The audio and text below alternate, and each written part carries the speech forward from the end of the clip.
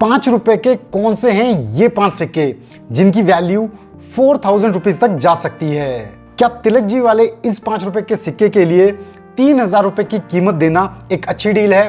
तो आप सभी के ऐसे बहुत से इंटरेस्टिंग क्वेश्चंस आज हम कवर करने वाले हैं चिल्लर ज्ञान के इस Q&A में, जो कि है CGQA 69। सो हेलो एवरीवन, मेरा नाम है रोहित और मैं एक्सक्लूसिवली बात करता हूं इंडियन कॉइन्स यानी कि भारतीय सिक्कों के बारे में, जिन्हें हम देसी भाषा में कहते हैं चिल्लर। सो वेलकम टू चिल्लर ज्ञान।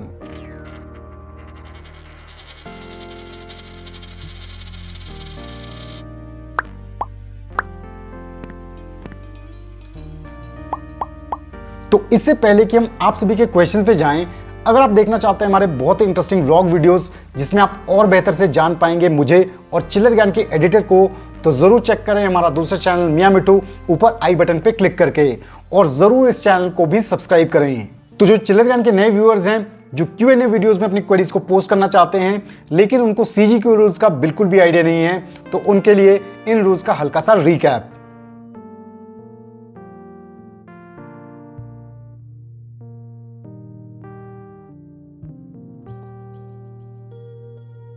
आप सभी को इन रूल्स को स्ट्रिक्टली फॉलो करना है क्योंकि तभी आपके क्वेश्चंस Q&A वीडियोस में लिए जाएंगे।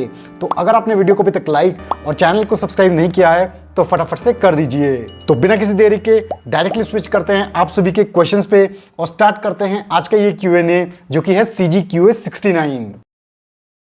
तो आज का सबसे पहला क्वेश्चन आया है बी स्टोन नाम के एक प्रोफाइल से। ये बताते हैं कि इनके पास 2013, 2017 और 2018 के ₹5 के म्यूल कॉइन्स हैं जो कि कोलकाता मिंट से जारी किए गए हैं। तो ये जानना चाहते हैं इनकी क्या वैल्यू है आज की डेट में। सबसे पहली बात तो यहाँ पे मैं आपसे कहना चाहूंगा कि जब भी आप कोई ऐसे क्वेश्चंस पूछते हैं तो जरूर अपने सिक्कों की इमेजेस हमारे साथ मेल पे शेयर करें, ताकि ये कंफर्म हो पाए कि जिन्हें आप म्यूल कॉइन कह रहे हैं वो एक्चुअल में म्यूल कॉइन है भी या फिर नहीं, और साथ ही साथ सिक्कों की कंडीशन के बारे में भी पता लग पाता है, जिससे कि वैल्यूएशन देने में आसानी होती है। खैर फिर भी मैं आपको बताना चाहूंगा कि ईयर 2013 और 2017 में कोलकाता मिंट से नजर आने वाले जो ₹5 के म्यूल कॉइन्स हैं, इनका वेरी फाइन से एक्स्ट्रा फाइन कंडीशन में ₹100 के करीब एस्टिमेटेड प्राइस है, जबकि यूएनसी ग्रेड में ये सिक्के ₹200 तक जा सकते हैं। अब इनके साथ साथ आप बात कर रहे हैं 2018 के कोलकाता मिंट के म्यूल कॉइन की भी। ये जो पर्टिकुलर म्यूल कॉइन है ये इतना आसानी से नहीं मिलता है और ये सिक्का आज की डेट में रेयर कैटेगरी में आता है। यूएनसी ग्रेड में इस सिक्के का एस्टिमेटेड प्राइस 2,500 से 3,000 रुपए तक जा सकता है। 2018 के इसी म्यूल कॉइन को हमने डिटेल में समझाया अपने एक पुराने वीडियो में, जिसे आपको जरूर चेक करना चाहिए ऊपर आई बटन पे क्लिक करके, क्योंकि इसे देखने से आपको पूरा कंसेप्ट समझ में आएगा और फिर जाके अपने सिक्के को वीडियो में दिखाए म्यूल कॉइन से कंपेयर करना चाहिए, ताकि आप ये कंफर्म कर पाएं कि आपका सिक्का एक्चुअल में 2018 का वही म्यूल कॉइन है। नेक्स्ट क्वेश्चन पूछा है कृष्ण राय जी ने। ये बताते हैं कि इनके पास ईयर 1998 में जारी किया गया स्टार मिंट मार्क वाला एक ₹2 का सिक्का है, लेकिन ये बताते हैं कि इस सिक्के में साइड में एक अलग टाइप का स्मॉल स्टार भी देखने को मिल रहा है। तो ये इसके बारे में जानकारी चाहते हैं। कृष्ण राय जी, आपका जो 1998 में जारी किया गया ₹2 का डेफिनेटिव कॉइन है, इसमें जो आप बता रहे हैं कि सिक्के के ओवर्ड साइड में स्मॉल स्टार शेप्ड एलिमेंट है, इसे क्लोजली देखने पे समझ आ रहा है कि ये एक टाइप का एक्स्ट्रा मेटल है इस सिक्के में, जिसकी जो शेप है वो थोड़ी सी स्टार शेप्ड है। तो आपका ये सिक्का माइनर एक्स्ट्रा मेटल एरर वाला सिक्का है, इसे मैं इतना कलेक्टेबल कॉइन नहीं कहूंगा। नेक्स्ट क्वेश्चन पूछा है सचिन सिंह जी ने। ये बताते हैं कि इनके पास कुछ ₹1, ₹2, ₹5 और ₹10 के रेगुलर कॉइन्स इकट्ठे हुए हैं और कुछ कमेमोरेटिव कॉइन्स। अब जैसा कि ये यूपी में रहते हैं तो इनके पास ज़्यादातर नोएडा मिंट के ही सिक्के आते हैं, लेकिन ये जानना चाहते हैं कि कैसे ये सभी ईयर्स और सभी मिंट के सिक्कों का कंप्लीट कलेक्शन करें, तो ये इसके बारे में जानकारी चाहते हैं। तो सचिन, ये बात काफ़ी हद तक सही है कि इंडिया के जिस रीजन में हम रहते हैं उसकी जो सबसे नियरेस्ट मिंट होती है उसके सिक्के हमें ज्यादा सर्कुलेशन में देखने को मिलते हैं। जैसे कि नॉर्थ में है तो नोएडा मिंट सबसे नियरेस्ट है, वहां आपको नोएडा मिंट के सिक्के काफी ज्यादा देखने को मिलेंगे।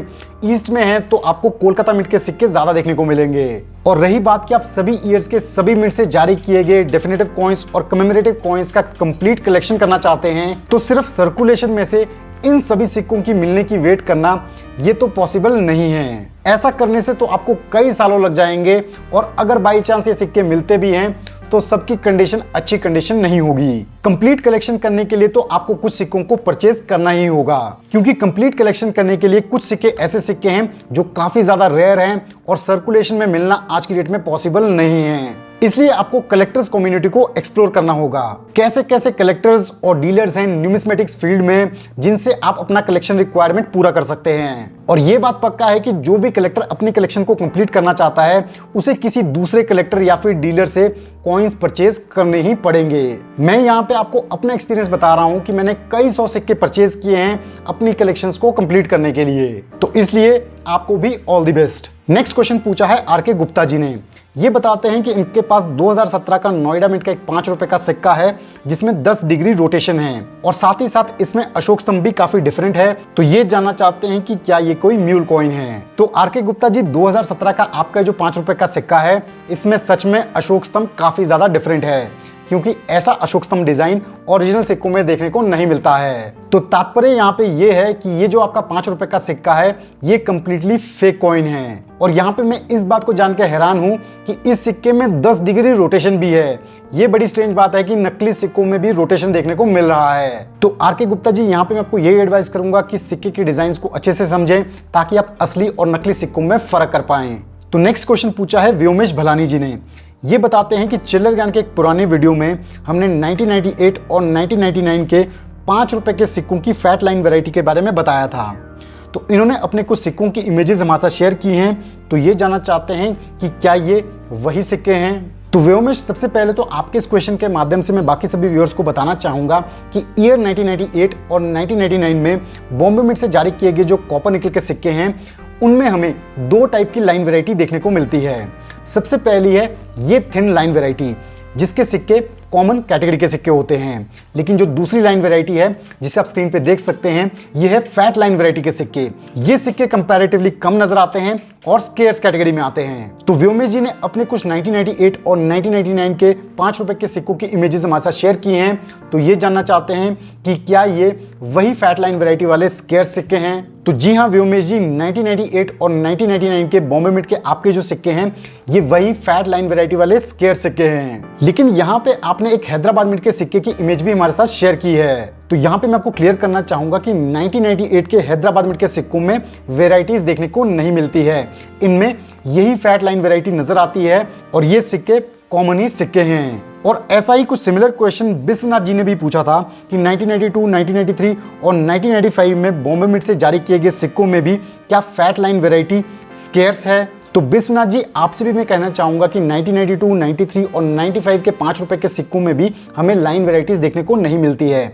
उनमें भी केवल ये फैट लाइन ही देखने को मिलता है, जिस वजह से इन सभी सिक्कों में ये फैट लाइन वैरायटी कोई स्केर्स वैरायटी नहीं है, बट ये सभी सिक्के कॉमन ही सिक्के हैं। नेक्स्ट क्वेश्चन पूछा है नितिन भालेराव जी ने।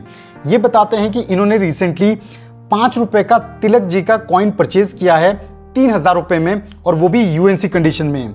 तो ये जानना चाहते हैं कि क्या ये इस सिक्के की सही डील है। तो इससे पहले कि नितिन जी मैं आपके इस क्वेश्चन का जवाब दूं, मैं बाकी सभी व्यूअर्स को बताना चाहूंगा कि लोकमान्य बाल गंगाधर तिलक के जो 5 रुपए के स्मारक सिक्के हैं ये हमें 3 वेराइटीज में देखने को मिलते हैं। सबसे पहला जो सिक्का है वो है फेरेटिक स्टेनलेस स्टील का सिक्का, दूसरा है कॉपर निकल का लोकमान्य बाल गंगाधर तिलक का सिक्का, और जो तीसरा सिक्का है वो है एक प्रकार का एरर कॉइन जिसमें लोकमान्य बाल गंगाधर तिलक नहीं, लोकमान्य बाल गंगाधर तिलक जी नजर आता है। तो इस जी की वजह से ये एक एरर कॉइन कहलाता है। तो तिलक जी वाला ये सिक्का रेयर कैटेगरी का सिक्का है जो काफी कीमत रखता है कलेक्टर्स में, और इसी सिक्के के बारे में नितिन जी पूछ रहे हैं। तो नितिन, यहाँ पे मैं आपको बताना चाहूंगा कि तिलक जी वाला ये सिक्का यूएनसी ग्रेड में आज की डेट में एस्टिमेटेड प्राइस रखता है लगभग 2500 रुपए के करीब। तो इस हिसाब से थोड़ी सी महंगी डील जरूर है, लेकिन इसे मैं इतना लॉस नहीं कहूंगा क्योंकि जो सिक्का है वो आप बता रहे हैं कि यूएनसी ग्रेड का सिक्का है। नेक्स्ट क्वेश्चन पूछा है भास्करन जी ने। ये बताते हैं कि इनके पास हैदराबाद मिंट से जारी किया गया 2015 का 1 रुपए का डेफिनेटिव कॉइन है जिसमें एक लाइन सी नजर आ रही है जो मिडिल से बॉटम तक जा रही है। तो ये जानना चाहते हैं कि ये किस टाइप का एरर है, इसकी क्या वैल्यू है क्या इसे कलेक्शन में रखना चाहिए? तो भास्करन, यहाँ पे मैं आपसे कहना चाहूंगा कि हैदराबाद मिंट से जारी किया गया 2015 का आपका जो फेरेटिक स्टेनलेस स्टील का ₹1 का सिक्का है, इसमें जो आपको बॉटम में लाइन देखने को मिल रही है, ये एक प्रकार के डाई ब्रेक होने की वजह से हुआ है जब इस सिक्के को बनाया गया होगा। स्पेसिफिकली इस टाइप के एरर को हम कहते हैं डाई ब्रेक एरर या फिर कट एरर, और नॉर्मल भाषा में एक्स्ट्रा मेटल एरर। तो आपका ये सिक्का एक्स्ट्रा मेटल एरर कॉइन है। इसे मैं इतना मेजर एरर नहीं कहूंगा, लेकिन फिर भी आप इसे अपनी कलेक्शन में रख सकते हैं। इस कंडीशन में इस सिक्के का एरर कॉइन कलेक्टर्स में एस्टिमेटेड प्राइस लगभग 10 से 15 रुपए के करीब होना चाहिए। नेक्स्ट क्वेश्चन पूछा है महेश कोहली जी ने। ये बताते हैं कि इनके पास ईयर 1906 में जारी किया गया कैलकाटा मिंट का एक 1/4 आना कॉइन है, तो ये जानना चाहते हैं इसकी क्या वैल्यू है आज की डेट में। तो महेश जी, सबसे पहले तो यहाँ पे मैं आपको एक फैक्ट क्लियर करना चाहूंगा कि 1906 में जारी किए गए जो एडवर्ड 7 के 1/4 आना कॉइन्स हैं, वो हमें 2 मेटल कॉम्पोजिशन में देखने को मिलते हैं। एक तो है कॉपर मेटल कॉम्पोजिशन और दूसरी है ब्रॉन्ज मेटल कॉम्पोजिशन। अब कॉपर कॉइन्स और ब्रॉन्ज कॉइन्स में कैसे फर्क किया जाए? जो कॉपर कॉइन्स होते हैं वो ब्रॉन्ज कॉइन्स के कंपैरेटिवली हैवी होते हैं, और दोनों मेटल कॉम्पोजिशन के ये 1/4 आना कॉइन्स हमें देखने को मिलते हैं केवल कैलकाटा मिंट से। तो यहाँ पे प्रश्न उठता है कि इनमें से 1906 वाले कौन से 1/4 आना कॉइन की आप बात कर रहे हैं, क्योंकि रेयरिटी और वैल्यू की अगर हम बात करें तो दोनों में काफी फर्क है। तो यहाँ पे मैं आपको बताना चाहूंगा कि ब्रॉन्ज मेटल कॉम्पोजिशन वाले 1906 के जो 1/4 आना कॉइन्स हैं, उनका फाइन से एक्स्ट्रा फाइन कंडीशन में 200 से 800 रुपए के बीच एस्टिमेटेड प्राइस है, जबकि यूएनसी ग्रेड में ये सिक्का 5000 प्लस जा सकता है। लेकिन यहीं अगर हम कॉपर मेटल वाले सिक्के की बात करें तो वो सिक्का कॉमन कैटेगरी में आता है। फाइन से एक्स्ट्रा फाइन कंडीशन में इसका एस्टिमेटेड प्राइस 50 से 200 रुपए के बीच है, जबकि यूएनसी ग्रेड में ये सिक्का 800 से 1000 रुपए तक जा सकता है। नेक्स्ट क्वेश्चन पूछा है स्वप्न महंता जी ने। ये बताते हैं कि इनके पास 2012 का ₹5 का एक म्यूल कॉइन है और 2015 का एक ऐसा ₹5 का सिक्का है जिसमें से 5 मिसिंग है। तो ये इन दोनों की वैल्यू जानना चाहते हैं आज की डेट में। स्वप्न, आपका ऑब्जर्वेशन बिल्कुल सही है। 2012 का आपका जो ₹5 का सिक्का है, ये कोलकाता मिंट का एक म्यूल कॉइन ही है। जिस कंडीशन में आपका ये म्यूल कॉइन है, इस कंडीशन में इसका एस्टिमेटेड प्राइस 50 से 70 रुपए के करीब होना चाहिए। लेकिन जो आपका 2015 का दूसरा ₹5 का सिक्का है, जिसमें 5 न्यूमरल मिसिंग है, ये मुझे कोई जेन्युइन एरर कॉइन नहीं लग रहा है, बल्कि मैन मेड लग रहा है। तो इस सिक्के पे फिलहाल मैं 100% श्योर नहीं हूँ। नेक्स्ट क्वेश्चन पूछा है शकील रईं जी ने। ये जानना चाहते हैं कि 1991 के कोलकाता मिंट के जो ₹1 कॉइन्स है, क्या ये कोई फेक कॉइन्स है या जेन्युइनली बनाए गए थे? जी नहीं शकील जी, 1991 में कोलकाता मिंट से जारी किए गए जो ₹1 के कॉपर निकल के सिक्के हैं, वो फेक कॉइन्स नहीं हैं, बट जेन्युइन कॉइन्स ही हैं। 1991 के ये ₹1 कॉइन्स हमें भारत की सभी मिंट से देखने को मिलते हैं, यानी कि बॉम्बे, कैलकाटा, हैदराबाद और नोएडा। और कैलकाटा मिंट के ये सिक्के काफी कॉमन सिक्के हैं। लेकिन फिर भी आपके इन्फॉर्मेशन के लिए मैं बता दूं कि 1991 का जो नोएडा मिंट का सिक्का है, वो एक एक्सट्रीमली रेयर कैटेगरी का सिक्का है, जिसकी वैल्यू है कई हजारों में। इसे डिटेल में हमने समझाया अपने एक पुराने वीडियो में, जिसे आपको ऊपर आई बटन पे क्लिक करके जरूर चेक करना चाहिए। तो इस क्वेश्चन के साथ हमने कंप्लीट किए आप सभी के कुछ और क्वेश्चंस चिल्लर ज्ञान के इस Q&A में, जो कि था CGQA 69। तो आई होप आप सभी को अपने क्वेश्चंस के सेटिस्फैक्टरी जवाब मिल गए होंगे और बाकी सभी व्यूअर्स को भी इन क्वेश्चंस के जवाब से कुछ ना कुछ सीखने को जरूर मिला होगा। तो इसलिए मैं चाहता हूं कि आप सभी इस वीडियो को ज्यादा से ज्यादा शेयर करें, ताकि ये इन्फॉर्मेशन सभी कलेक्टर्स तक पहुंच पाए। और हाँ, वीडियो को लाइक और चैनल को सब्सक्राइब करना बिल्कुल ना भूलें। तो इस Q&A सीरीज में अभी भी कुछ और पेंडिंग क्वेश्चंस हैं, जिन्हें हम लेंगे फरवरी में आगे आने वाले और Q&As में। और आज के इस वीडियो के बाद पोस्टेड सभी क्वेश्चंस हम लेंगे मार्च 2022 ऑनवर्ड्स। तो फटाफट से अपनी क्वेरीज कमेंट्स में हमें बताएं।